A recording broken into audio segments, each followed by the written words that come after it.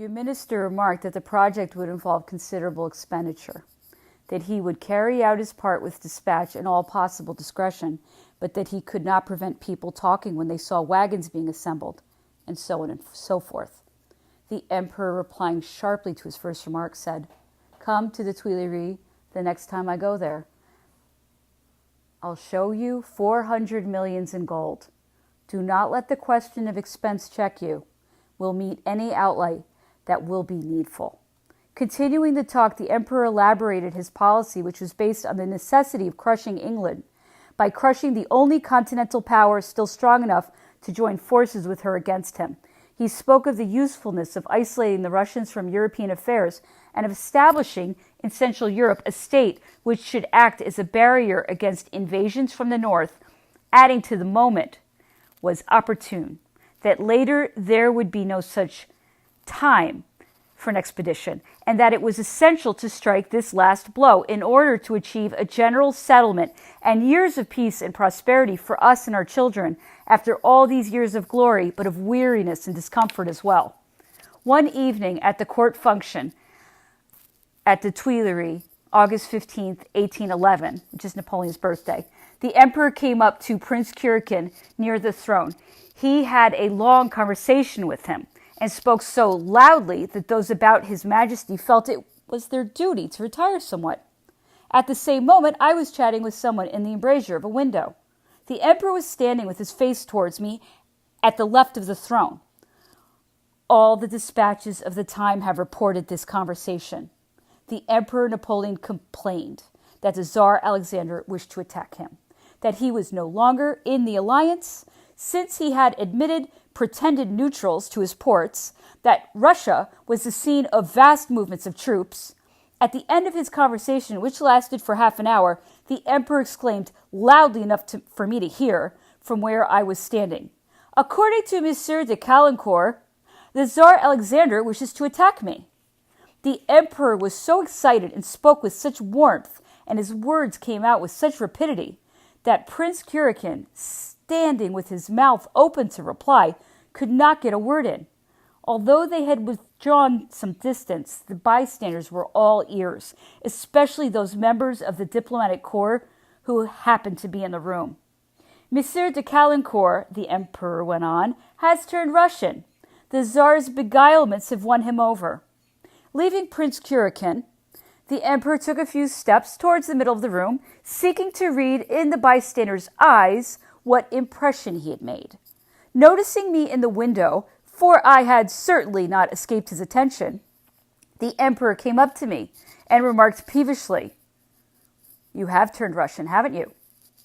"I'm a very good Frenchman, sire," I answered steadily, "and time will prove that I have told your Majesty the truth, as a faithful servant should." Seeing that I was taking the matter seriously, the emperor then pretended he'd been joking. "I know well enough that you are an honest man," he said, "but the Tsar Alexander's cajoleries have turned your head. In fact, you have become a Russian," he added with a smile. He then turned away and began to speak to other persons. Next day, having failed to obtain a private audience with the emperor, I made so formal a declaration to Duroc for him to pass on to His Majesty of my wish to retire from the court. And at the same time, I expressed myself so forcibly to the Minister of Police that within 24 hours, Madame de C. had been granted permission to return from exile. On this point, I must render the Duke of Rovigo the justice that many others beside myself owe him. He spoke frankly to the emperor about this act of severity, as he did, indeed, about many similar affairs, seeking to delay action or even to bring a reversal of his decisions, without fearing the harsh and disagreeable consequences that he might bring on himself. Undoubtedly, Savary told the emperor the truth more than any other minister of police ventured to do so. I had spoken to Duroc with the tone of a man who has made up his mind, and he came to see me on the following morning. He told me that the emperor had not meant to say anything distasteful to me.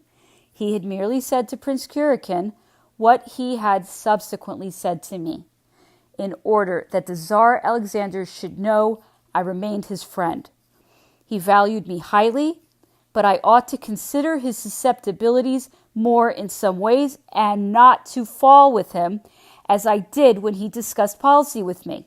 It was easier to lead him by giving way on certain points and by running directly counter to his views.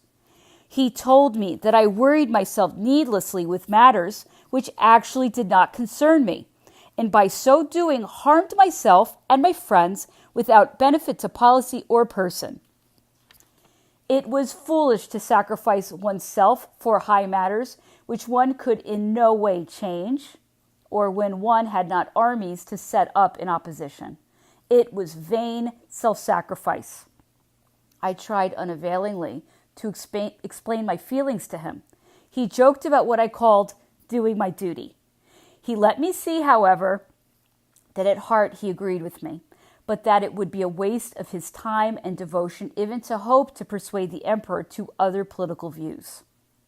The journey to Bologna, along the coast and down through Holland, which followed the emperor's rounds of visits to various palaces, put an end for a while by taking us from Paris to the host of petty annoyances that plagued my life. But there was no alteration in the emperor's acerbity towards me. Even when the most superhuman achievements of my department occasionally drew his involuntary, though grudging praise, during these astonishing journeys and impromptu excursions. The maze of details connected with these journeys had rendered me indispensable to the emperor. Too just not to appreciate my usefulness, he was nevertheless brusque in his relations with me. Once back in Paris, the emperor seemed in no disposition to treat me better. Engaged in a matter that touched my honor, in that it concerned my country and my self-esteem, in that I had no mind to be the agent of a policy of which I disapproved, I was in an embarrassing position, but my silence in public matters on all these questions was my salvation.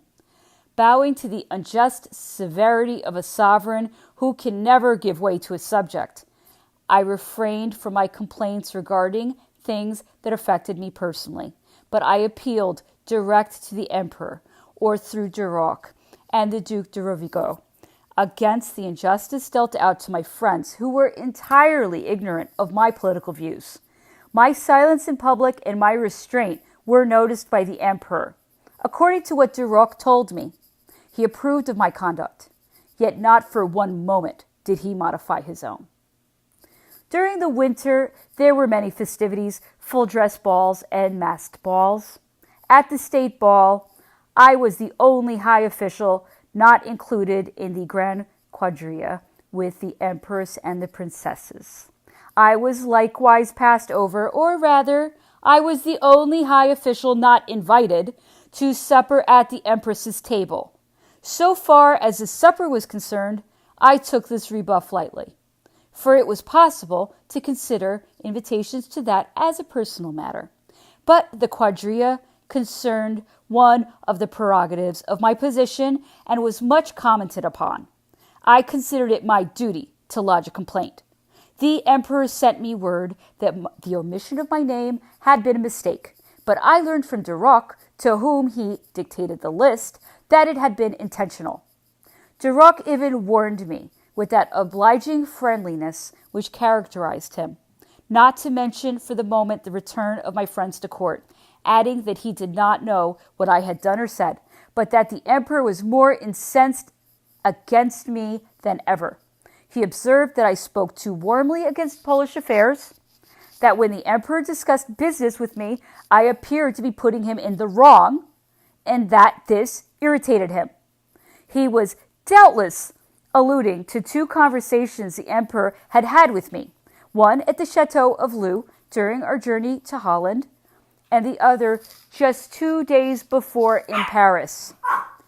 I will confine myself to but a brief summary of them, for which the exception of a few phrases which I will record, the conversations were on the same lines and in almost the same terms as what I have already reported.